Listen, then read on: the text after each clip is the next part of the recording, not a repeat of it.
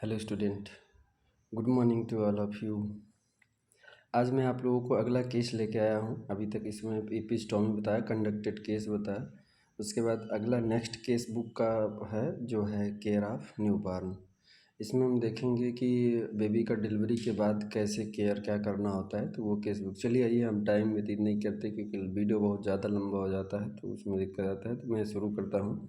देखिए, आपका नेक्स्ट मैं एक केस लिया हूँ, इसी के अकॉर्डिंग आप लोग भर लीजिएगा। Case of care of newborn, care of यानी नवजात शिशु की देखभाल। अब इसमें देखिए क्या क्या डिटेल्स भरने होते हैं। Name of the baby, mother's यानी बच्चे की माता का नाम। मैंने यहाँ पे मिसेस सलोनी लिख दिया है। और कब का है केस है, जी 02/05 और 2023।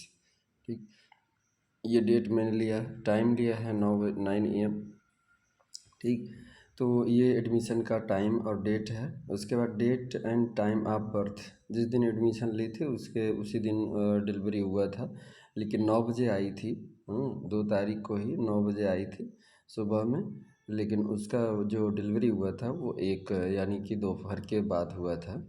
तो तिथि और जन्म का समय, तो ये date and time of birth ये हो गया। सेक्स मेल बेबी है, बॉयज़ है।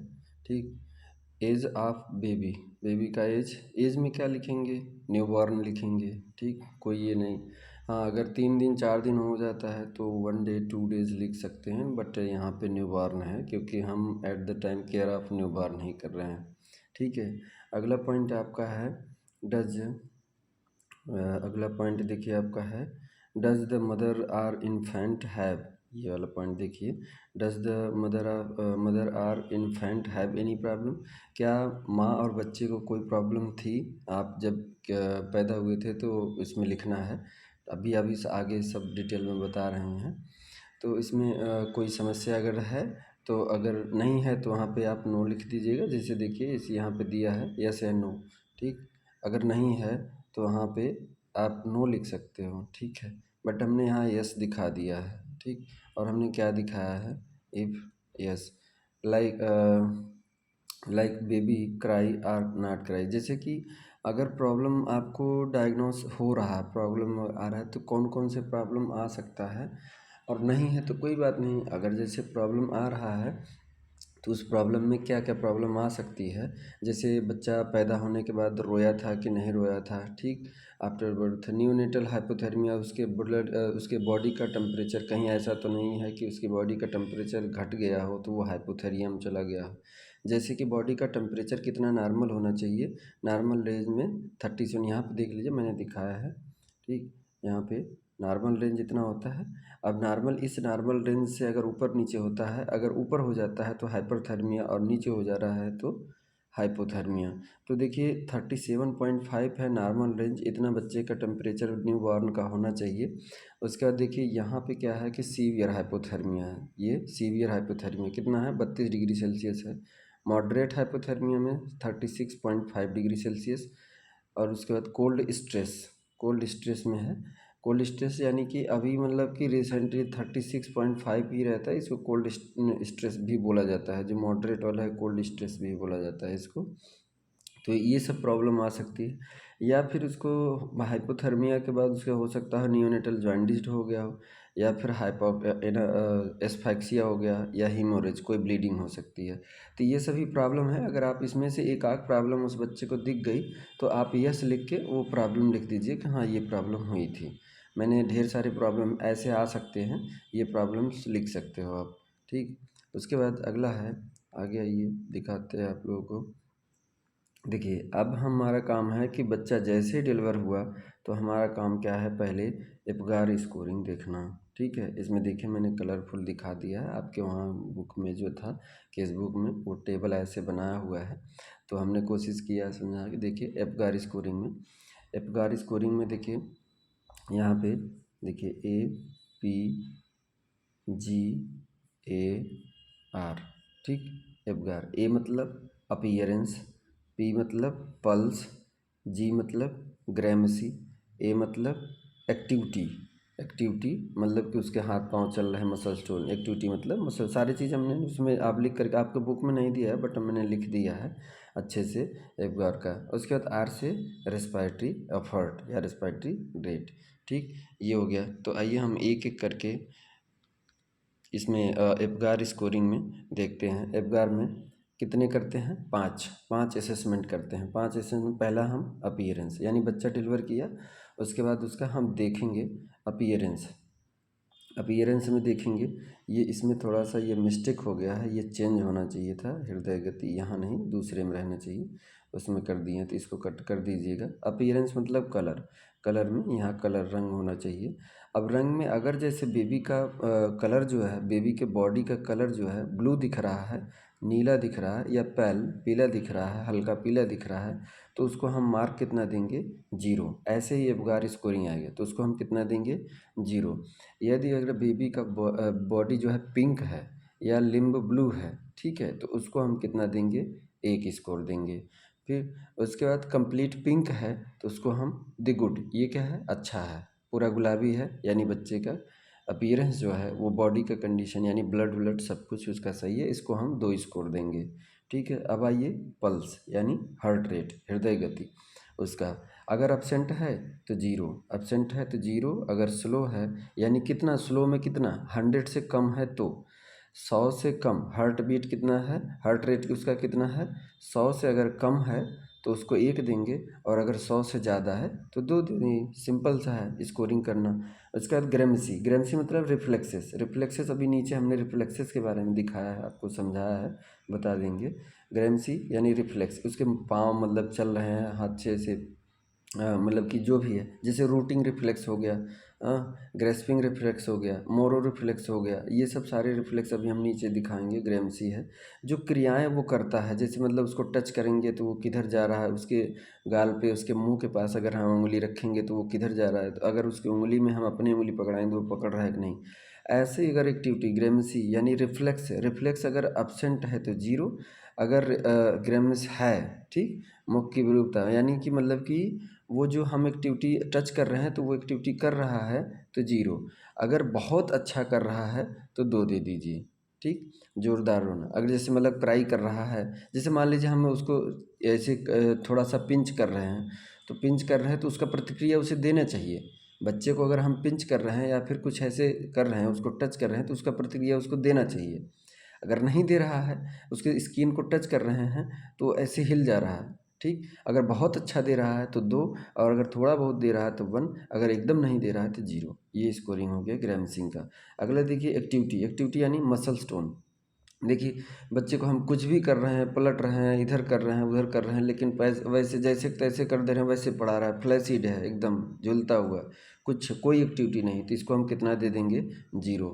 ठीक है, उसके बाद स्लाइट फ्लेक्सियन, थोड़ा बहुत कर रहा है, थोड़ा बहुत कर रहा है, स्लाइट फ्लेक्सियन है तो उसको हम 1 दे देंगे। अगर बहुत अच्छा कर रहा है, एक्टिव मूवमेंट है, सक्रिय हरकतें कर रहा है, यानी कि हाथ पाँव रो रहा है, चिल्ला रहा है, हाथ पाँव पटक रहा है, सब कुछ कर रहा है, इधर उधर फेंक रहा है, तो यानी एक्टिविटी उसकी अच्छी है, यानी 2 उसको दे देंगे। ठीक, उसके बाद अगला है रेस्पिरेटरी एफर्ट। रेस्पिरेटरी एफर्ट में क्या है? श्वसन प्रयास, मतलब उसका वो सांस लेने की प्रक्रिया उसका क्या है। अगर सांस एकदम नहीं आ रही है तो 0। अगर स्कोर कितना स्लो है, मतलब कि सांस लेना उसका स्लो है और वीक कराई, बहुत हल्का फुल्का कराई कर रहा है और बहुत स्लो है, तो उसे हम कितना दे देंगे? 1 देंगे। और अगर अच्छा कराई कर रहा है, बहुत अच्छा कराई कर रहा है, तो उसको हम रोना मतलब अच्छा कराई कर रहा है तो उसको हम 2 देंगे। तो ये आपका हो गया एवगार स्कोरिंग। चलिए आइए अब हम आगे दिखाते हैं। तो आप यही स्कोरिंग करने के बाद कुल टोटल स्कोर आपको यहाँ लिखना रहेगा, कुल टोटल स्कोर आपको लिखना रहे। अब इसी से डिसाइड करना जितना भी स्कोर, अगर आपका स्कोर 0 से 2 के बीच में आ रहा है, 0 से 2 के बीच में आ रहा है, देखिए ये सीवियर है, यानी बच्चे का कंडीशन बहुत ख़राब है, तुरंत हो सकता है मे बी अगर ये सर्वाइव कर पाए तो कर पाए, नहीं तो ऐसे बच्चे ज़िंदा नहीं बचते हैं जिनका 0 to 2 स्कोरिंग है, यानी इसमें डेथ है, बच्चे के डेथ होना चाहिए। उसके बाद फिर आ गया दूसरा मॉडरेट। आपका स्कोर अगर 3 से 4 के बीच में आया, अगर 3 से 4 के बीच में आया एवगार स्कोरिंग टोटल स्कोर करने के बाद, ठीक, टोटल स्कोर करने के बाद, अच्छा देखिए स्कोर आप करोगे कहाँ से? देखिए ये, ठीक है, आपने मान लीजिए यहाँ पे एक कंडीशन लेता हूँ, एक कंडीशन लेता हूँ बच्चे का अपीयरेंस। मान लो आप जो बच्चे हैं आपके पास, जो आपके पास बच्चा है, देखिए उसका अपीयरेंस आ गया ये, ठीक, ये कंडीशन आ गया, ठीक। उसके बाद कंडीशन ये आ गया, ठीक। उसके बाद कंडीशन उसका मान लीजिए और ये आ गया, ठीक है। बाकी इसमें एब्सेंट, बाकी इसमें एब्सेंट, ठीक। ये क्या है? एब्सेंट है। ये क्या है? एब्सेंट है, ठीक। बाकी उसमें ये भी मान लीजिए एब्सेंट ही है, ठीक। ब्लू है, अगर पिल है तो ये भी। तो ये आ गया जीरो, इसका जीरो, जीरो, ठीक, जीरो। और बाकी बचे इसमें एक, इसमें दो। तो आ गया ना, दो आया ना, तो ये सीवियर है, ठीक। ऐसे ही आपको जो कंडीशन मिलेगा वही की स्कोरिंग करते हुए स्कोरिंग आपका आ जाएगा, ठीक। तो आइए दिखाते हैं आपको। जैसे हमने कहा कि अगर 0 से 2 है तो वो सीवियर है, बच्चा सर्वाइव नहीं कर पाए। अगर 3 से 4 के बीच में आ रहा है तो मॉडरेट है, यानी इसको तुरंत रिसर्सिटेशन या फिर तुरंत मतलब केयर करने या ऑब्जर्व करने या फिर उसका इसको ले जाने के ऑक्सीजन पर रखने की ज़रूरत है, ठीक है। उसके बाद ये बच्चा सर्वाइव कर सकता है, इसको अगर एफर्ट करेंगे हम, इसका ऑब्जर्वेशन सही करेंगे, इसका असेसमेंट सही करेंगे तो ये बच्चा सर्वाइव कर जाएगा, ये बच जाते हैं। 5 से 7 है तो ये भी ज़्यादा कंडीशन ख़राब नहीं है, बट इसको अगर नहीं करेंगे तो ये चला जाएगा, कॉम्प्लिकेशन में चला जाएगा।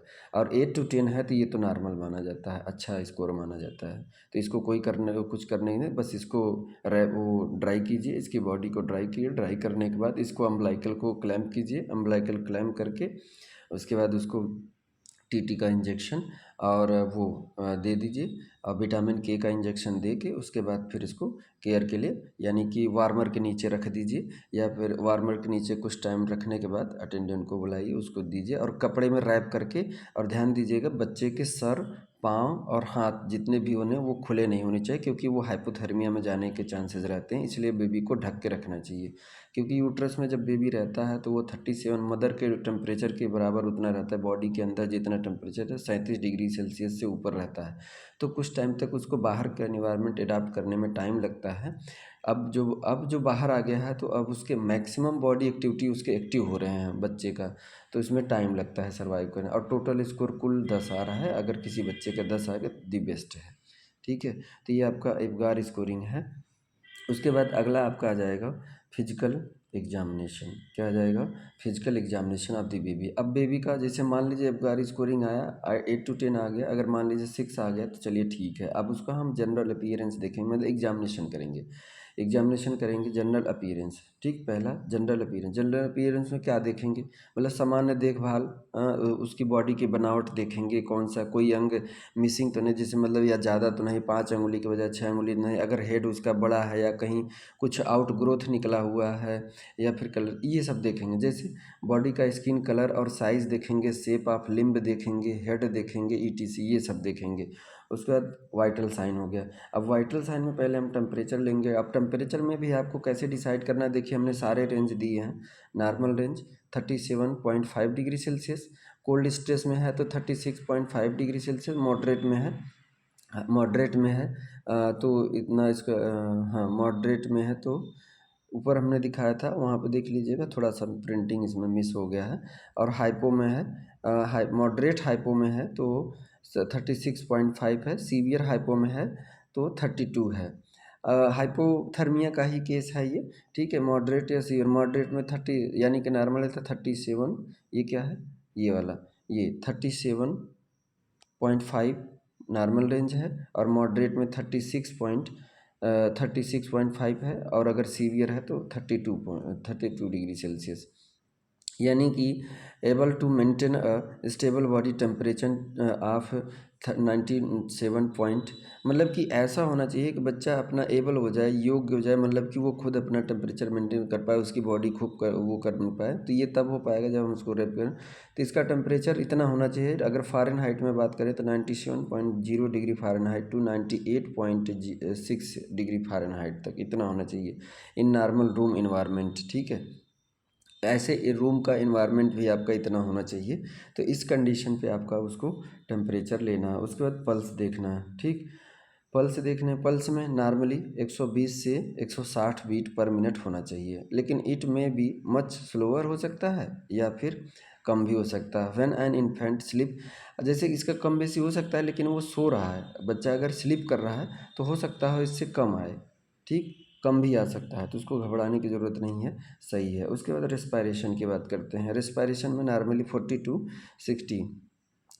60 बीट पर मिनट, यानी देखिए आप जब फील करिएगा तो इसमें से टेम्परेचर में से कोई एक वैल्यू, और हमेशा नॉर्मल के थोड़ा सा इधर उधर ही करिएगा, क्योंकि आप केस बुक भर रहे हो। ये सब मैंने आपकी जानकारी के लिए एक्स्ट्रा बता दिए हैं, एक्स्ट्रा सब जो बताए हैं ये आपकी जानकारी के लिए एक्स्ट्रा बताए हैं, लेकिन आप जब लिखोगे तो इसमें से एक ही रेंज लिखना है आपको। जैसे जनरल अपीयरेंस में तो ये आप लिख सकते हो कि इसमें लिख सकते हो, इसमें स्किन का कलर लिख सकते हो, साइज़ लिख सकते हो, सब ना। Skin colour pink, size baby का normal in range, shape normal, head का शेप नॉर्मल, ये सब ऐसे लिखना है आपको, ठीक है। ये मैंने आपको एक हिंट दिया है, क्योंकि ऑलरेडी मैं एक केस लेके चलूँगा तो बाकी और भी केसेस आपको 5-6 भरने हैं, तो आपका नहीं भर पाएगा, इस वजह से मैंने इतना जानकारी दे दिया, तो आप भर लेंगे, ठीक है। तो इसमें से मैंने जो रेंज दिया है उसमें से अगर एक दिया हूँ तो एक ही लिखा, और हमेशा कोशिश करिएगा केस बुक भर रहे हो आप नॉर्मल ही दिखाना, और ऊपर से जब दिखाने चले आ रहे हो तो नॉर्मल। अगर कोई कॉम्प्लिकेशन आप स्टार्टिंग में ही बता दिए हो, दिखा दिए कि ये कॉम्प्लिकेशन है, तो उसी के बेसिस पे आपका केस बुक भरना चाहिए, ये होना चाहिए। अगर कुछ नहीं दिखाया हो तो नॉर्मल है, तो सब चीज़ों को आपको नॉर्मल दिखाना है, कोई इधर उधर नहीं दिखाना, ऊपर नीचे नहीं दिखाना, सबको नॉर्मल लिखते चले जाइए। अगर बेबी तो ऐसे केसेस, सब केसेस को एक जैसा नहीं भर सकते ना, तो ऐसे। अब आइए रेस्पायरेशन, क्या है रेस्पायरेशन नॉर्मली 40 से 60 होना चाहिए। अब 40 से 60 के बीच में नॉर्मल होना चाहिए, तो आप कोई लिख दीजिए 46 लिख दीजिए, 50 लिख दीजिए, 51 लिख दीजिए, यानी 40 से 60 के बीच में कोई वैल्यू लिख दीजिए यहाँ पे, ठीक, ये हो जाएगा रेस्पायरेशन के बाद।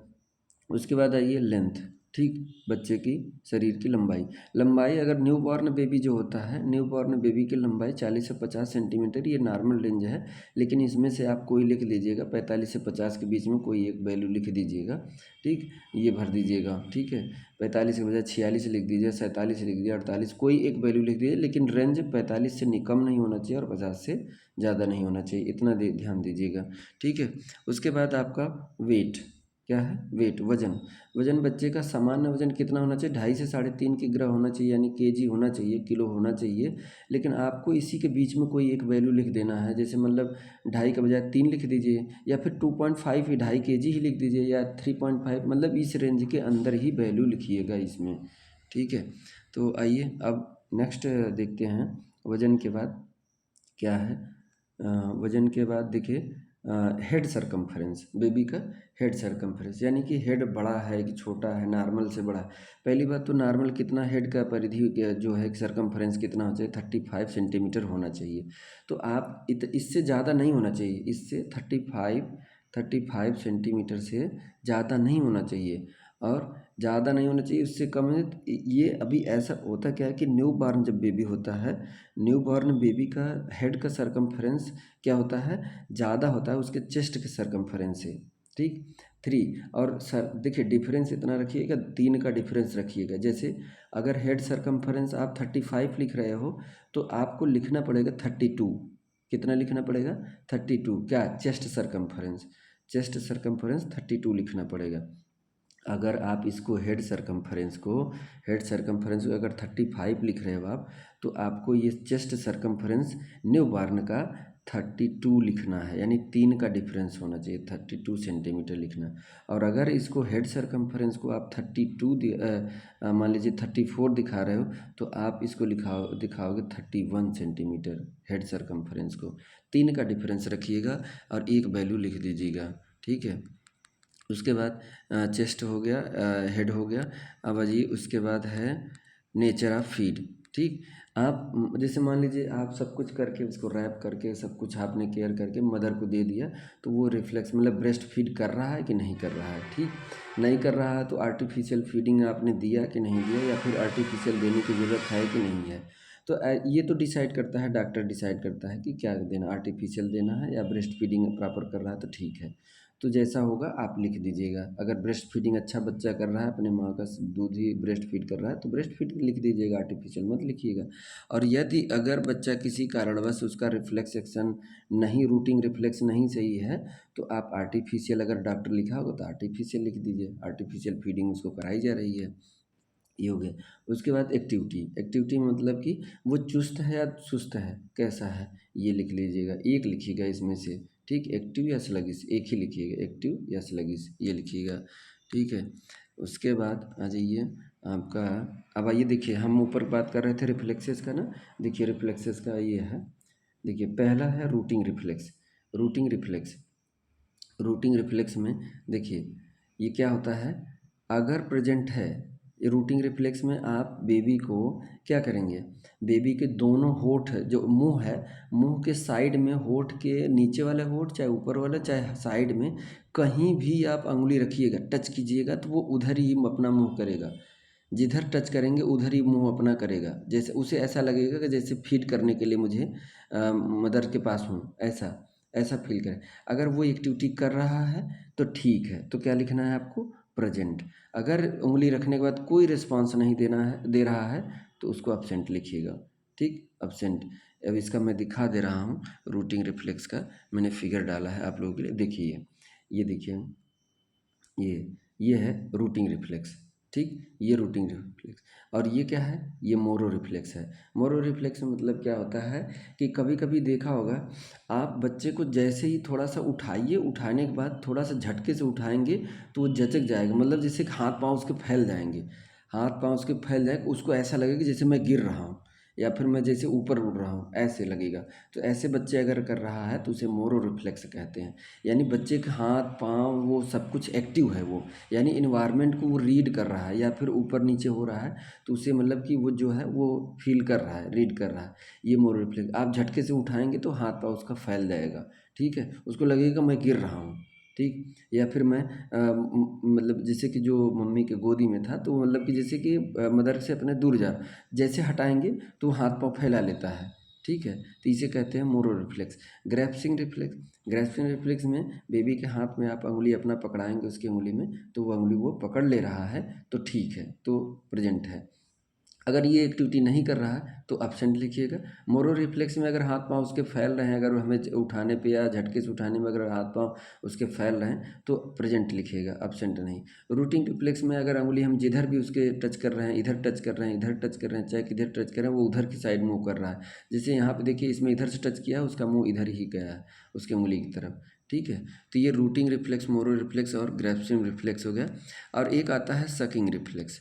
सकिंग रिफ्लेक्स मतलब क्या है कि आप बच्चे के होठ के पास, होठ के पास, टंग के पास या उंगली लगाइए या टंग के पास रखिए, तो वो खींचना स्टार्ट कर, जैसे लगेगा उसको कि मदर का क्या है, एरियोला या बोलते हैं निप्पल, मदर का निप्पल जो है कि मुंह में आ गया, अब वो सक करना स्टार्ट। अगर ऐसा वो कर रहा है, उंगली रखने के बाद अगर वो सक कर रहा है, तो यानी क्या है, यानी सकिंग रिफ्लेक्स है, बच्चे में प्रेजेंट है, लिख देंगे। ठीक है, तो आइए देखिए यहाँ पे क्या क्या लिखना है। ठीक, यहाँ पे क्या क्या लिखना है, रिफ्लेक्सेस, जैसे रूटिंग रिफ्लेक्स हो गया। अगर रूटिंग रिफ्लेक्स प्रेजेंट है तो प्रेजेंट लिख दीजिए, अगर नहीं कुछ एक्टिविटी कर रहा है तो एब्सेंट लिख दीजिए। सेकंड रिफ्लेक्स में हमने बताया कि मदर्स का निप्पल अगर उसके मुंह में, या निप्पल छोड़िए, आप उंगली ही उसके मुंह में रखेंगे तो वो चूसना स्टार्ट कर देगा, तो यानी वो प्रेजेंट है, तो उसमें प्रेजेंट लिखना है। ठीक है। स्वालोइंग का, स्वालोइंग का यानी उसके मतलब कि अंदर, जैसे मदर का मिल्क जो है निकाल के थोड़ा सा, और हल्का सा मिल्क उसके अंदर रखिए, या मैं मतलब ये भी मान लीजिए कि बेबी अंदर ले रहा है और उसके मतलब मान लीजिए कोई फ्लूइड या बेबी का मिल्क ही अगर उसके मुंह में पड़ा है, तो वो उसको निगल ले जा रहा है। ठीक है, उसको बाहर नहीं आ रहा, निगल है, निगल ले जा रहा है, तो क्या है, ये जो है कि स्वालोइंग रिफ्लेक्स है, यानी वो निगल रहा है तो स्वालोइंग रिफ्लेक्स है। थोड़ा सा एक चीज़ देखिएगा, निगलना प्रतिवर्त मतलब कि ये कहाँ है, बेबी हथेली उंगली, अपना उंगली पे कैसे कस के पकड़ना, आगे ये ग्रेप्सिंग हो गया। मोरो रिफ्लेक्स है, एक झटके या तेज की आवाज़ में प्रतिक्रिया शिशु में उठाता है, हाँ ये भी सही है। तेज आवाज़ की शिशु में पीठ को झुकाता है, और ये वाला कॉपी हो गया है, swallowing में ये कॉपी हो गया है, swallowing में ये कॉपी हो गया है, थोड़ा सा सेम ही, इसको हटा दीजिएगा, ये swallowing में कॉपी हो गया है। ठीक, ये नहीं होना चाहिए। यहाँ पे ये होना चाहिए, मैंने पहले बता दिया, स्वॉलोइंग रिफ्लेक्स, यानी कि उसके मुंह में अगर आप मिल्क रख रहे हैं तो वो गटक ले जा रहा है, वो अंदर ले जा रहा है कि नहीं। अगर ले जा रहा है तो प्रेजेंट, ठीक है, तो प्रेजेंट लिखिएगा। और नहीं ले जा रहा है, अगर नहीं वो उसको मुंह में ही लिया है या बाहर आ जा रहा है तो अब्सेंट लिखिएगा, ठीक है। रूटिंग रिफ्लेक्स हो गया, सकिंग रिफ्लेक्स हो गया, स्वॉलोइंग हो गया। उसके बाद मोरो, मोरो के लिए हमने बताया कि घबराने का प्रत्युत, मतलब उसे लग रहा है कि मैं गिर रहा हूँ, घबरा जा रहा है बच्चा, जैसे एक झटके या तेज़ की आवाज़ कोई आ जाए, ठीक है, या उसको उठा लीजिए कोई, तो झचक जाता है। जैसे रूम में पहुँचे, तेज़ी से आवाज़ आया, वो झचक गया, अपने हाथ पाँव को फैला लिया, तो उसे कहते हैं मोरो रिफ्लेक्स है। शिशु अपनी पीठ को झुकाता है और अपनी बाहों को बाहर की ओर आगे करता है, ठीक है। अगर ऐसा कर रहा है तो प्रेजेंट, नहीं कर रहा है तो अब्सेंट, ठीक है। ग्रेस्पिंग रिफ्लेक्स, वही अंगुली अगर कस के पकड़ रहा है आपका तो प्रेजेंट, और नहीं पकड़ रहा है तो अब्सेंट, ठीक है। ये हो गया आपका रिफ्लेक्स। उसके बाद मैंने यहाँ पे दिखाई दिया। फिर उसके बाद आपका अगला हेडिंग आएगा, देखिए जनरल फिजिकल एग्जामिनेशन, जैसे आपने अभी टेबल में देखा था, ठीक है, आपने टेबल में देखा, थोड़ा सा मैं जूम कर दूँगी, कम कर दे रहा हूँ तो आ जाएगा, ठीक है, ये, ठीक, दिख रहा होगा ऐसे, ठीक है। अब देखिए इसमें क्या है, head head to toe examination of the baby, any abnormality find out करने के लिए हम करते हैं। शिशु का पूर्ण शारीरिक परीक्षण, पूर्ण शारीरिक परीक्षण में जैसे जनरल ऑब्जर्वेशन में देखिए वेट लेंगे हम, लेंथ लेंगे हेड सरकमफरेंस, जेस्टेशन यानी कि बच्चा कब पैदा हुआ था, पूरा 9 महीने के पैदा हुआ कि या फिर 7 महीने पैदा हो। ओवरऑल ऑब्जर्वेशन करेंगे, मूवमेंट एंड टोन, ठीक है, मूवमेंट और टोन, या बॉडी उसका जो एक्शन है, मूव कर रहा है कि नहीं कर रहा है। उसके बाद स्किन का कलर पैलर है या जॉइंडिस है या फिर पिंक है, जो ऊपर एब्गार स्कोरिंग में दिखा है, वो एग्जामिनेशन करेंगे। तो आइए एक एक करके हम देखते हैं। पहले क्या देखना है, हेड एंड फेस, हेड से शुरुआत करते हैं, हेड एंड फेस। इसमें देखिए हेड एंड फेस में क्या है कि उसका हमें क्या चेक करना है, फॉन्टेनली, ठीक, 2 फॉन्टेनली होती है, ठीक है। ये जो इंटीरियर फ्रंटली और पोस्टीरियर फ्रंटली, ये हम देखेंगे। प्रेजेंट है, उसमें गैपिंग क्या है, कितना है, या फिर कोई है, ये देखेंगे, फ्रंटली देखेंगे। उसके बाद फेशियल अपीयरेंस, उसके चेहरे का अपीयरेंस देखेंगे फॉर डिस्मॉर्फिक फीचर मतलब ये होता है कि फेशियल एक्सप्रेशन से उसका लुक जो है कि बेबी का अच्छा दिख रहा है, या फिर कहीं ऐसा तो नहीं है कोई ऐठन है, कोई टेढ़ा है, इधर है या उधर है, ये सब। डिसमॉर्फिक मतलब, मॉर्फिक मतलब कि सामान्य होता है, डिसमॉर्फिक मतलब कोई गड़बड़ी तो नहीं है फेशियल एक्सप्रेशन, उसका होठ कटे फटे तो नहीं है, नाक टेढ़ी तो नहीं है, आँख में क्या है, आँख छोटी बड़ी तो नहीं है, ये चीज़ देखेंगे, फेशियल डिसमॉर्फिक देखेंगे। उसके बाद आई देखेंगे, आई को हम अच्छे से देखेंगे, उसमें क्या है, कैटरैक्ट है, ठीक है। कैटरैक्ट मतलब क्या होता है कि जब बेबी डिलीवर करता है तो 2-4 सेकंड तक मदर के वेजाइना, जो बर्थ कैनाल हो, वहाँ रुका रहता है। तो मदर का जो इन्फेक्शन, वेजाइनल इन्फेक्शन है, वो कभी कभी बेबी के आइज़ में आ जाता है, इन्फेक्शन आ जाता है वहाँ से। बच्चा अंदर से लेके नहीं आता है, जब eight the time of delivery के टाइम पे उसको ये डिजीज़ हो जाता है, कैटरैक्ट, ठीक है। इसे रेड रिफ्लेक्स के नाम से जानते हैं। आई के बाद उसके बाद आइए माउथ। माउथ में देखिए उसको, ठीक है, माउथ में क्या है, क्लेफ्ट क्लिप, यानी कि उसके होठ कटे उटे तो नहीं है, ये देखना है। एंड पैलेट उसके सही हैं, ठीक है, ऊपर के होठ नीचे के होठ सही। उसके बाद उसके होठ नीले, सेंट्रल साइनोसिस का मतलब है होठ उसके नीले पीले तो नहीं है, ठीक है, या कोई कलर तो नहीं, ब्लू है तो यानी जान लीजिए कि साइनोसिस है, अगर पिंक है, रेड है तो अच्छा है, ठीक है। ये साइनोसिस हम रीड करेंगे, ठीक, सेंट्रल साइनोसिस में इसे बोलते हैं। तो यानी होठ दोनों उसका कलर देखना है, और होठ का कटा फटा तो नहीं है, ये देखना है, क्योंकि क्लेफ्ट लिप्ट कभी कभी बच्चा ऐसे पैदा हो जाता है कि उसके होठ कटे रहते हैं, ये देखना है। अब आइए हाथ देखते हैं, हाथ, अपर लिम्ब देखेंगे। अपर लिम्ब में क्या देखेंगे हम, सारी उंगलियां देखेंगे, डिजिट पूरे उंगलियां देखेंगे, 5 है, छोटी बड़ी तो नहीं है, या फिर कोई और एक्स्ट्रा उंगली तो नहीं है, ठीक। और उसके पार्मर क्रीज, यानी उसके पाम में, हथेली में क्रीज जितने होते हैं, जितनी रेखाएं होती हैं, क्रीज होनी चाहिए, वो है कि नहीं है, ये चीज़ें, ठीक है। अब आ जाइए, उसके बाद ऐसे दोनों हाथों में देख लेंगे। उसके बाद हम क्या देखेंगे, चेस्ट, उसका चेस्ट, यानी चेस्ट देखेंगे। चेस्ट में क्या है कि उसका हम ये देखेंगे, रेस्पायरेशन अगर अच्छा हो, कर रहा होगा तो उसके चेस्ट ऊपर नीचे कर रहा होगा, उससे हमें ये पता चलता है कि रेस्पायरेटरी रेट इसका अच्छा है, ये सही है, ठीक। और उसके बाद चेस्ट रिट्रैक्शन, यानी चेस्ट उसका ऊपर नीचे हो रहा है और चेस्ट उसका अच्छे से काम कर रहा, मतलब कि ऊपर नीचे हो रहा है और बढ़िया से श्वसन हो रहा है कि नहीं, ये देखेंगे। और चेस्ट में देख लेंगे कोई ऐसी इरेगुलरिटी तो नहीं है, ठीक ये। उसके बाद हार्ट साउंड ईयर लगा लेंगे या स्टेथोस्कोप ले लेंगे, या फिर जो भी है साउंड आप ऐसे ही नॉर्मली सुन सकते हैं, आप अपना कान ऐसे लगा के भी सुन सकते हैं। और जो है कि हार्ट साउंड स्टेथो से भी सुन सकते हैं। और कोई मरमरिंग साउंड ऐसे कोई, मतलब कि हार्ट का नॉर्मल साउंड है या कोई मरमरिंग साउंड है, इससे लंग्स का भी, चेस्ट में जो लंग्स है उसका भी हमें पता चल जाएगा। बट चेस्ट का जो लंग्स का जो लोकेशन होता है, अच्छा अगर एग्जैक्ट अगर डायग्नोस करना होता है तो वो पीछे साइड पे स्टेथोस्कोप लगाते हैं, आगे से पता उतना नहीं चलता है पीछे साइड पे, ठीक है। उसके बाद चेस्ट के बाद आइए एब्डोमेन, ठीक है। एब्डोमेन टेस्ट करते हैं। एब्डोमेन में क्या करना है, एब्डोमेन कहीं उसका डिस्टेंशन तो नहीं है, ठीक। उसके बाद इनलार्ज तो नहीं है, लीवर का साइज अगर बढ़ा होगा, ठीक। हिपेटोमेगाली अगर होगा तो उसका जो है कि साइज ऊपर, बच्चे क्योंकि होता है ना, अभी न्यू बॉर्न बेबी है, अगर कोई इंटरनल अगर बड़े बड़े होते हैं या फिर आउटगोज बाहर निकल जाता है तो वो आसानी से पता चल जाता है देखने में, ठीक है। या फिर उसके बाद जो है कि हम क्या करेंगे, अस्कल्टेशन परकशन जो हमारा फिजिकल एग्जामिनेशन है वो तरीका अपना के हम सारे आर्गन को हम टैप करके और उसको हम एसेस करके हम करेंगे। जैसे हमें परकशन और अस्कल्टेशन ये करके हम देखेंगे इनका, मतलब कि इंटरनल आर्गन का लोकेशन, शेप, साइज पता करते हैं, ठीक है। तो ये सब फिजिकल एग्जामिनेशन वाले लेक्चर में हम बता देंगे आपको कि इसमें कैसे होता है, कैसे परकशन, कैसे आस्कल्टेशन, ठीक, ये सब होता है। और उसके बाद इनलार्ज लीवर, स्प्लीन, किडनी और मास, या फिर कोई अंदर बॉडी के अंदर उसके एब्डोमेन में कोई ठोस पार्ट तो नहीं पता चल रहा है, कोई टिश्यू इकट्ठा तो नहीं है, या जो मसल्स जो है एक जगह एब्डोमेन में कहीं इकट्ठा तो नहीं हो, ऐसा कोई नॉर्मलिटी तो नहीं, यही हम देखते हैं एब्डोमेन में। उसके बाद आ जाइए पल्सेस, पल्सेस उसके देते हैं, पल्सेस। अब पल्सेस में कहाँ, फीमोरल पल्सेस, ठीक है, फीमोरल पल्सेस पता चलता है। उसके बाद हिप यानी उसके कमर पे देखेंगे, हिप पे देखिए, ये हिप पे देखेंगे developmental dysplasia of the hip.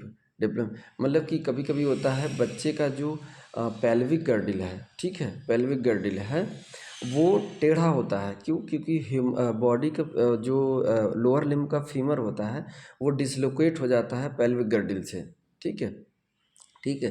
Pelvic girdle से डिसलोकेट हो जाता है तो बच्चे का जो है कि पीछे की साइड, कभी कभी जो वर्टिब्रा के पीछे साइड कुबड़ जैसा नीचे उसके एकदम हिप पे वहाँ निकल सकता है, या फिर इधर साइड लाइन टेढ़ा हो सकता है। तो यही हमें देखना उसका हिप जो है नॉर्मल है या फिर कोई डिसलोकेशन है वहाँ पे।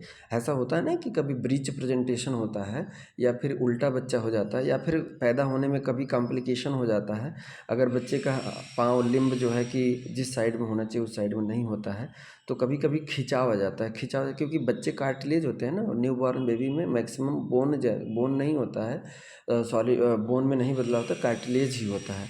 तो वो खिसकने के चांसेस ज़्यादा रहते हैं, तो इससे होता है कि उसका डिसलोकेट हो जाता है। या फिर कभी कभी बच्चों में एबनॉर्मेलिटी भी ऐसी पाई जाती है कि जन्मजात होता है कि उसका वैसे फार्मेशन ही, एम्ब्रियो के टाइम पे ही फार्मेशन ही ऐसा हो गया, ठीक है। तो न्यूरल ट्यूब डिफेक्ट भी आ जाता है जब फॉलिक एसिड और उसकी कमी की वजह से, जब मदर, ये बच्चा पेट में रहता है, मतलब यूट्रस में रहता है, तो उस टाइम फॉलिक एसिड की कमी से न्यूरल ट्यूब डिफेक्ट भी हो सकता है। तो ये सब डिफेक्ट हम देखने के लिए उसका एग्जामिनेशन कर रहे हैं, ठीक है। उसके बाद आइए हम क्या देखते हैं, हिप के बाद क्या देखते हैं, उसका जेनेटेलिया, ठीक है। जेनेटेलिया मतलब क्या देखेंगे, हाइपोस्पेडियासिस मतलब क्या होता है, दो चीज़ होती है स्पेडियासिस में, दो चीज़ होती है, एक हाइपो होता है, हाइपोस्पेडियासिस होता है, और एक ईपी होता है, ठीक है।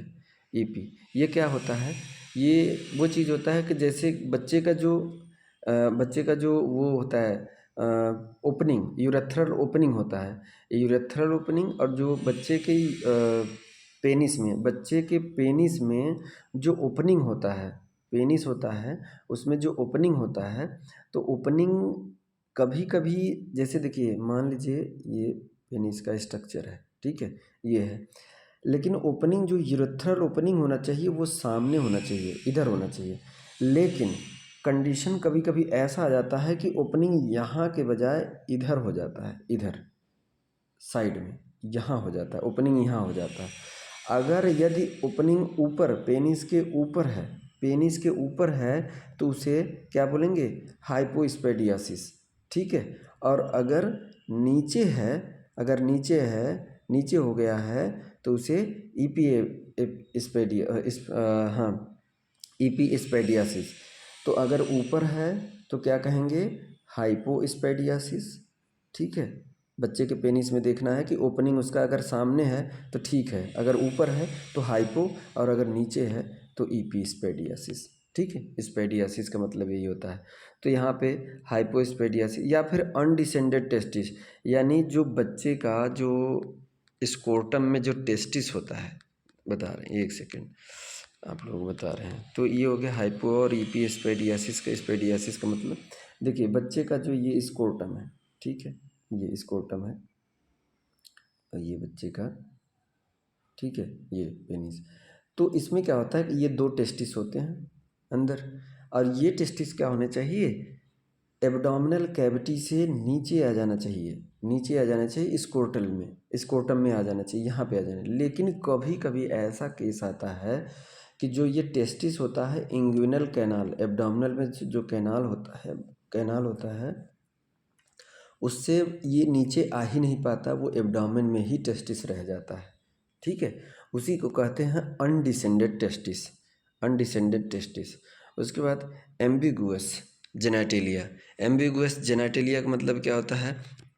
कोई एबनॉर्मेलिटी तो नहीं है जेनेटिलिया में, ठीक है, या कहीं पे जैसे कि छोटा हो या फिर कट हो या फिर एक हो, टेस्टिस एक हो, ठीक है, एम्बिगुअस जेनेटिलिया। उसके बाद एनस देखेंगे उसका हम, ठीक, एनस देखेंगे। एनस में क्या पोजीशन देखेंगे कि मिड लाइन पे है कि नहीं, फॉर्सिटी के मिड लाइन पे है कि नहीं, ठीक है। जो मिड लाइन होता है, ये जो है बेबी का, ठीक, ये तो एनस का जो ये से मिड लाइन पे है कि नहीं है, कहीं साइड में इधर तो नहीं है, कहीं इधर तो नहीं है, ये ओपनिंग देखते हैं, ठीक है। पोजीशन देखेंगे और उसका अपीयरेंस भी देखेंगे, पोजीशन के साथ साथ एनस का अपीयरेंस देखेंगे। तो ये आपका हो गया genitalia and anus. Genitalia and anus के बाद अब हम आते हैं किस पे? आपको बैक क्या देखना है? लोअर लिम्ब, लोअर लिम्ब देख लीजिए। लोअर लिम्ब में क्या देखना है? टेलिपेस पोजीशन, इक्विनोवरस, इक्विनोवरस, यानी कि बच्चे के जो है अंगूठे, मतलब जितनी अंगुलियां हैं वो सही हैं, या फिर अंगुलियों से एक और एक्स्ट्रा अंगुली नहीं निकली है। लोअर लिम्ब में ये सभी देखना है। और ये देखना है कि जैसे कि क्लब फिट, क्लब फिट मतलब जान रहे हैं, बच्चे का पैर जो होता है नॉर्मली तो ऐसे सीधा होना चाहिए, ऐसे सीधा होना चाहिए, लेकिन क्या हो जाता है वो टेढ़ा हो रहता है। कभी कभी देखा हो बच्चे का टेढ़ा होता है, इसे बाहर की तरफ निकल जाएगा, ऐसे बाहर की तरफ। तो यही हमें चेक करना है कि कहीं ऐसा तो नहीं है बच्चे का पाँव अंदर की तरफ टेढ़ा है या बाहर की तरफ टेढ़ा है, ठीक है, या अगर सीधे है तो नॉर्मल है। कभी कभी क्लब फिट इसे कहते हैं। आगे यही सब एबनॉर्मलिटी हम देखते हैं हेड टू टो एग्जामिनेशन में, ठीक है। उसके बाद आइए बैक, बैक देखते हैं। बैक में क्या है? मिड लाइन डिफिसिट, ठीक, वो मिड लाइन जो है वो प्रॉपर है कि नहीं है। तो ये आपका हेड टू टो एग्जामिनेशन है, ठीक है। देखिए यहाँ पे फिगर मैंने डाल दिया आपको समझने के लिए, बट आप चाहो तो ये जितने भी पॉइंट ये हैं, ये सब सारे पॉइंट हैं, ये सारे पॉइंट आप लिख दीजिएगा हेडिंग डाल के, एक एक हेडिंग डाल के, एक एक हेडिंग डाल के, ऐसे हेडिंग डाल के। देखिए हेडिंग डाल के में सब हेडिंग में आप बनाइएगा, ठीक है। हेड टू टो एग्जामिनेशन में जैसे मान लीजिए चेस्ट लिख, पहले हमने हेड से ही शुरुआत करते हैं, हेड से। जैसे आप हेडिंग डाल दीजिएगा हेड, ठीक, हेड। अब हेड में आपको क्या देखना है? ठीक, क्या? सरकमफरेंस, फॉन्टेनेली, ठीक, ये सरकमफरेंस हो गया, फॉन्टेनेली हो गया हेड में। तो आप सरकमफरेंस में आप जो भी रेंज रेंज आ रहा है, 33 आ रहा है, 31 आ रहा है या 34 आ रहा है, जो भी वो लिखेंगे। फॉन्टेनेली में लिख दीजिए आप फॉन्टेनेली आर नॉर्मल, क्या लिखना है? नॉर्मल लिखना है, ठीक है। प्रेजेंट लिखना है और नॉर्मल लिखना है, ये हो गया। उसके बाद फेशियल, अगला हेडिंग, हेड टू एग्जामिनेशन, अगला हेडिंग डालिएगा फेशियल एक्सप्रेशन। फेशियल अपीयरेंस में यहाँ पे फॉर डिसमॉर्फिक, अगर कोई दिक्कत है, वो अगर कमी आ रहा है तो आप लिख लीजिएगा डिसमॉर्फिक फीचर। ठीक है, कुछ नहीं लिखना, एब नॉर्मल नहीं लिखना है, डिसमॉर्फिक फीचर लिख देना फेशियल एक्सप्रेशन में। अगर नॉर्मल है तो नॉर्मल इन अपीयरेंस ये लिखिएगा। उसके बाद दूसरा है आई। आई देखिएगा, आई अगर नॉर्मल है, कोई कैटरेक्ट नहीं, कोई इन्फेक्शन नहीं है तो नॉर्मल लिख दीजिएगा। ऐसे हेडिंग डाल के ऐसे सारा चीज़, बट कोई बात नहीं, इसको टेंशन नहीं लीजिए। मैं अगला पीडीएफ एक छोटा सा पीडीएफ डाल दूंगा, इसको हेडिंग डाल के यहाँ पे सारी चीज़ हेड टू टो का हेडिंग पूरा डाल के कि क्या क्या भरना है ये हम डाल देंगे। क्योंकि आपका जो केस बुक है उसमें कम स्पेस है ना, सारी चीज़ नहीं आ सकते हैं, तो इस वजह से हमें थोड़ा थोड़ा इंक्लूड करना है इसमें, जो भी एक जान नॉलेज देना है जनरल कि हाँ ये है। ठीक, बट ये हम आपके नॉलेज के लिए लाए हैं, और इससे चाहो तो आप अपना केस बुक भी भर सकते हो। ठीक है, उसके बाद हेड टू टू एग्जामिनेशन के बाद आइए हम देखते हैं प्रॉब्लम। क्या कोई प्रॉब्लम आया था? प्रॉब्लम में वो भी प्रॉब्लम क्या क्या आ सकती है? पहला जॉइंटिस, हाइपोथर्मिया, एस्फाइक्सिया, इन्फेक्शन, कन्वल्जन। यानी जॉइंटिस में पीलिया भी हो सकता है, हाइपोथर्मिया बॉडी का टेम्परेचर उसके कम, एस्फाइक्सिया उसको सांस लेने में दिक्कत हो, इन्फेक्शन कोई हो सकता है, या कन्वल्जन यानी उसको झटके भी आ सकते हैं। तो हमने ऊपर लिया था कि बच्चे को जॉइंटिस है। ठीक है, हमने जो केस लिया है बच्चे को जॉइंटिस है, पीलिया वाला लिया है। अब जॉइंटिस दो तरीके का होता है, एक पैथोलॉजिकल होता है और एक फिजियोलॉजिकल होता है। ठीक है, फिजियोलॉजिकल में वो फोटोथेरेपी या नॉर्मली वो 1 हफ्ते के अंदर चला जाता है या 2 से 3 दिन के अंदर चला जाता है। और ये जो है कि पैथोलॉजिकल जो होता है वो हो सकता है वो 14 से 15 दिन या बन सकता है। उसमें बिलीरुबिन का लेवल बढ़ जाता है बॉडी नॉर्मल से। अब वैसे तो बच्चे का जो है कि नॉर्मल बिलीरुबिन लेवल जो है वो कम ही होता है कोई देर। तो मैंने इस पे देखिए जानकारी के लिए आपको मैंने डायग्नोसिस में क्या पाया, डायग्नोसिस क्या किया, विजुअल एग्जामिनेशन किया उसको। डायग्नोसिस में उसको और क्या कर सकते हैं, ब्लड टेस्ट करा सकते हैं या फिर वो भी करा सकते हैं, ब्लड टेस्ट करा सकते हैं या फिजिकल अपीयरेंस देख के। तो डायग्नोसिस में हमने क्या किया, वाइटिस ऑफ योर बेबीज़ आइज़, यानी बेबी का आई और वो सब देख लेंगे, और गम्स भी देख लेंगे, इन्फेक्शन है कि नहीं, ये डायग्नोसिस है। कलर ऑफ यूरिन और पू यानी पोटी, जो बच्चा मेकोनियम पास किया है उसका कलर हम देख लेंगे, और यूरिन पास कर रहा है तो उसका भी कलर, इससे भी हमें पता चल जाता है जॉइंटिस है कि नहीं। ठीक है, उसके बाद ब्लड टेस्ट कराएंगे तो उसमें बिलीरुबिन का लेवल बढ़ा रहेगा। ठीक है, बिलीरुबिन का लेवल बढ़ा रहेगा तो इससे भी पता चल जाएगा बच्चे को जॉइंटिस है। ठीक है, तो यहाँ पे हमने नर्सिंग केयर हम जॉइंटिस को नज़र में मद्देनज़र रखे हुए, मतलब कि हमने जॉइंटिस लिया तो उसी का केयर हमने दिया है यहाँ पे। आप लोग अगर किसी को हाइपोथर्मिया के केस है तो यहाँ पे आप नर्सिंग केयर में हाइपोथर्मिया के लिए दोगे। अगर एस्फाइसिया का आपका केस है तो एस्फाइकिया का यहाँ पे केयर देना है। अगर इन्फेक्शन है तो यहाँ पे इन्फेक्शन के लिए आपने क्या क्या किया, उसको बचाने के लिए या ट्रीटमेंट करने के लिए आपने क्या क्या किया, वो चीज़ें यहाँ पर रखना है। अगर कन्वल्सन आ रहे हैं तो उसके लिए नर्सिंग केयर क्या क्या दिया आपने, ये लिखना है। बट आइए हम जॉइंटिस समझ लेते हैं कि हमने केस लिया है जॉइंटिस एक, सारे चीज़ें इसमें यहाँ पे हम डिस्कस नहीं कर सकते हैं इसलिए हम बता रहे हैं। ठीक है, तो यहाँ पे जॉइंटिस देखिए, मेडिकल ट्रीटमेंट में क्या हमने लिया है। मेडिकल ट्रीटमेंट थोड़ा सा हम जूम कर दे रहे हैं, आपको देखिए जूम कर दे रहे हैं, अच्छे से दिखाई देने लगेगा। ठीक, ये, और आपका मैं ऊपर भी थोड़ा सा जूम कर दे रहा हूँ ताकि आपको जो दिक्कत आ रही थी वो उसे दिखे। हेड टू टू एग्जामिनेशन, ताकि हेडिंग अच्छे से पता चले, क्योंकि वो फिगर मैंने छोटा कर दिया था इस वजह से क्लियर दिखेगा नहीं, तो वापस मैंने एक बार फिर से आपको दिखा दिया, या आप अच्छे से देख लीजिएगा। इसको एक जगह एक कॉपी में नोट, पहले पहले ऐसा करिएगा, आप कॉपी में नोट कर लीजिएगा, उसके बाद केस बुक पे भरिएगा। ठीक है, क्योंकि बार बार केस बुक पे आप ओवर राइटिंग करोगे तो वो गंदा हो जाएगा, केस बुक अच्छा नहीं, और केस बुक हमेशा साफ़ सुथरा रहना चाहिए। ठीक है, ये होना चाहिए तौर तरीके। ठीक, तो ये है। अब आइए देखते हैं हम कि जॉइंटिस, हमने हमारा केस जॉइंटिस था तो हमने ये लिया, हमने विजुअल डायग्नोसिस में विजुअल एग्जामिनेशन किया, ब्लड टेस्ट कराया और कलर वलर देखा, तो इससे पता चल गया बच्चे का जॉइंटिस है हमारे बच्चे को। ठीक है, जो हमने लिया। अब इसमें मेडिकल ट्रीटमेंट में हमने क्या देंगे, उपचार की आवश्यकता आमतौर पर केवल तभी होती है जब आपके बच्चे के ब्लड में बिलीरुबिन लेवल का सामान्य से बढ़ जाए, अगर सामान्य से बढ़ जाए। अब फिजियोलॉजिकल जॉइंटिस क्या होता है, पीलिया से पीड़ित ज़्यादातर शिशुओं को उपचार की आवश्यकता नहीं होती है, क्योंकि उनके ब्लड में बिलीरुबिन का लेवल कम पाया जाता है। ऐसे सिचुएशन में स्थिति आमतौर पर 10 से 14 दिनों के भीतर सामान्य हो जाती है और इससे आपके बच्चे को कोई नुकसान नहीं होगा। इस प्रकार के जॉन्डिस को फिजियोलॉजिकल जॉन्डिस कहते हैं। यदि उपचार की आवश्यकता नहीं है तो आपको अपने बच्चे को नियमित रूप से स्तनपान कराना या बोतल से दूध यानी बॉटल फीडिंग कराना जारी रखना चाहिए, जैसा डॉक्टर ने बोला हो। बॉटल फीडिंग कराने के लिए बोला हो डॉक्टर, तो उसी के अकॉर्डिंग आप कराते रहिए। उसको मदर को एडवाइस दीजिए, सलाह दीजिए कि ऐसे कराते रहना, या अगर नहीं कहा है ब्रेस्ट फीड कराने के लिए सिर्फ कहा है तो ब्रेस्ट फीड कराते रहिए। वही फिजियोलॉजिकल जॉन्डिस ये चला जाएगा, अपने आप सबसाइड हो जाता है। इसमें कोई ट्रीटमेंट की आवश्यकता नहीं होती है। यदि आवश्यकता है तो उन्हें दूध पिलाने के लिए जगाना चाहिए, ठीक है, बच्चे को। और बाकी फोटोथेरेपी वगैरह दिया भी जाता है, ठीक है। उसके बाद आइए, अगला है फिजियोलॉजिकल। ये फिजियोलॉजिकल के बाद अब पैथोलॉजिकल मतलब कि इसकी वजह से ये किसकी वजह से, यदि आपके बच्चे की स्थिति खराब हो जाती है या 2 सप्ताह के बाद भी गायब नहीं होता, यानी जो वो पीलिया था फिजियोलॉजिकल जॉन्डिस तब होता है, हम समझ लेते हैं, जब वो ये 10 दिन या 1 हफ्ते के अंदर गायब हो जाए। लेकिन गायब नहीं हो रहा तो जान लीजिए वो पैथोलॉजिकल जॉन्डिस है। 2 सप्ताह या बाद भी गायब नहीं होती है तो अपनी दाई या स्वास्थ्य कर्मचारी या डॉक्टर जो भी है उनसे संपर्क करें। यदि आपका बच्चा समय से पहले पैदा हुआ हो या केवल स्तनपान करता हो तो नवजात पीलियड 2 सप्ताह से अधिक समय तक रह सकता है। बच्चा देखिए, अगर बच्चा पूरा नहीं, जेस्टेशन पीरियड पूरा नहीं करके पैदा हुआ, अगर समय से पहले ही पैदा हो गया है तो इसकी वजह से कभी कभी पैथोलॉजिकल हो जाता है। इसे आमतौर पर उपचार के बिना सुधार हो जाता है इसमें, लेकिन इसमें फोटोथेरेपी देना ज़रूरी होता है।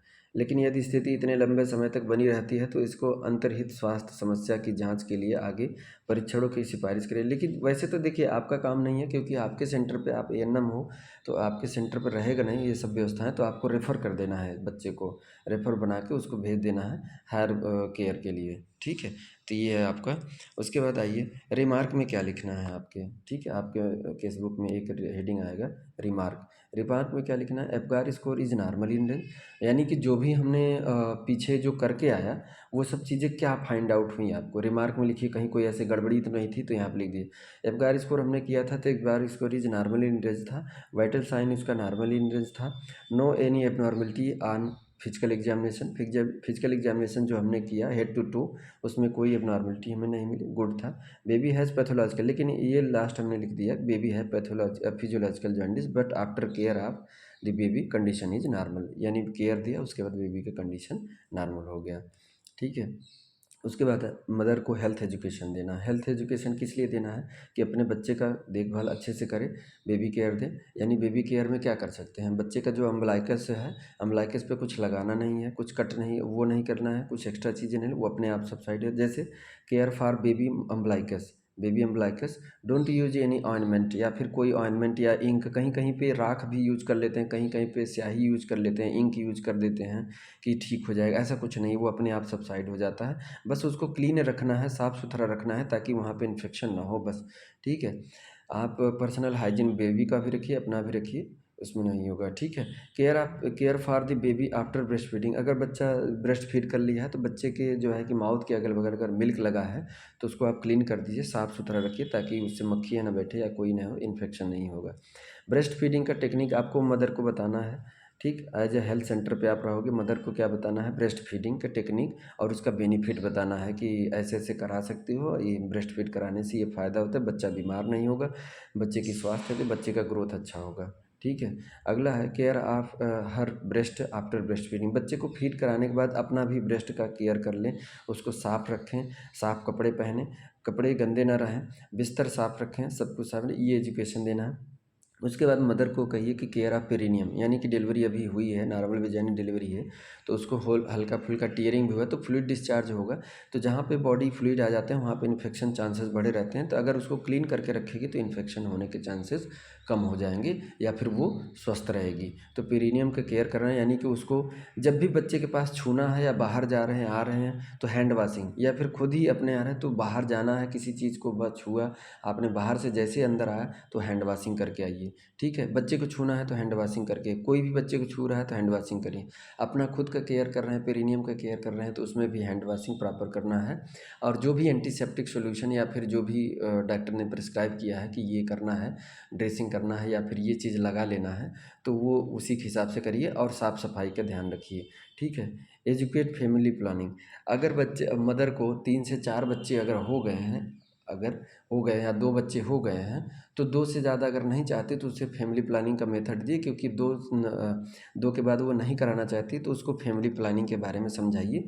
उसको समझाइए कि बैरियर भी यूज कर सकती हो, पिल्स भी यूज कर सकती हो, ये यूज कर सकती हो, बच्चों में अंतर रख सकते हो, या फिर टीबोक्टॉमी करा सकती हो, ठीक है।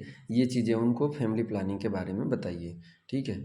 उसके बाद हेल्थ एजुकेशन के बाद इसमें अगला एजुकेशन क्या है, देखिए, एजुकेट ऑन डाइट, यानी अब मदर को बोलना है कि देखो रिक्वायरमेंट बहुत ज़्यादा है, डाइट अब तुम अच्छे से लेना। अगर हीमोग्लोबिन की, अगर आपने आपके सेंटर से डिस्चार्ज कर रहे थे आप, तो हीमोग्लोबिन की कमी अभी भी बनी हुई थी, तो उसको हम बोल देंगे कि तुम फोलिक एसिड और आयरन की गोली कंटिन्यू रखो, लेती रहो, ठीक है। और बाकी तुम खाना लो अच्छे से और डाइट अपना अच्छा से लो, जितना मन करे दिन भर में 4 बार खाने का मन करे 4 बार खाओ, तुम खाना अच्छे से खाओ, ठीक है। और जितना प्रोटीनेशियस लोगी उतना मिल्क का प्रोडक्शन होगा और बेबी का भी, और तुम्हारा स्वास्थ्य सही रहेगा। उसके बाद उसको हम डिस्चार्ज कर देंगे। फॉलोअप केयर, जितना हमने बताया उसको केयर करने के लिए बता देंगे, उसको नोट कर लेंगे और उसको हम बोल देंगे कि तुम 4 विजिट करना, 4 विजिट के लिए बोल देंगे उसको कि तुम्हें 6 महीने में 4 विजिट करना है और बच्चे को 6 महीने तक केवल ब्रेस्ट फीड कराना है और 4 विजिट करना है हमारे सेंटर पे, ठीक है। तो उस कार्ड पे आप चारों विजिट का टाइमिंग लिख दीजिए और टाइमिंग लिखने के बाद उसको डिस्चार्ज कर दीजिए, ठीक है। सब कुछ नॉर्मल है तो डिस्चार्ज कर दीजिए। उसके बाद आपका आ जाता है लास्ट, आपका है ये, इस केस में लास्ट ये है कि signature of the student, signature of the tutor. तो ऑल अबाउट ये आपका क्या था, ठीक, केस बुक का न्यूबॉर्न केयर का केस था। मैं एक बार स्टार्टिंग से आपको पूरा ऐसे दिखा देता हूँ ताकि आपको आसानी हो जाए। देखिए, केयर आप न्यूबॉर्न देख लीजिएगा, धीरे धीरे मैं इसको स्क्रॉल कर रहा हूँ, ठीक है, धीरे धीरे ऊपर बढ़ा रहा हूँ, आप देख लीजिएगा, ठीक है। ये सब चीज़ें यहाँ देख लीजिएगा, उस पर आप अच्छे से, ठीक है, वीडियो को पॉज कर लिए रोक लीजिएगा, रोक के देख लीजिएगा, ठीक है, सारा चीज़ समझ लीजिए। ये नॉलेज के लिए है, मैं चाहता तो इसमें ये सब फिगर वगैरह नहीं डाला, सीधा सीधा भर के आपको दे देता, बट मैंने सोचा कि पहले नॉर्मल तो हो जाए, ठीक है। देख लिए,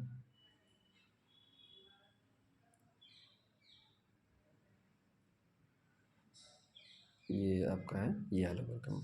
तो student, thank you for watching, and अगर वीडियो अच्छा लगा हो तो हमें कमेंट ज़रूर कीजिएगा और लाइक और सब्सक्राइब कीजिएगा और अपने दोस्तों को बताइएगा, भेजिएगा, क्योंकि ये वीडियो हेल्पफुल हो सकता है। Thank you so much.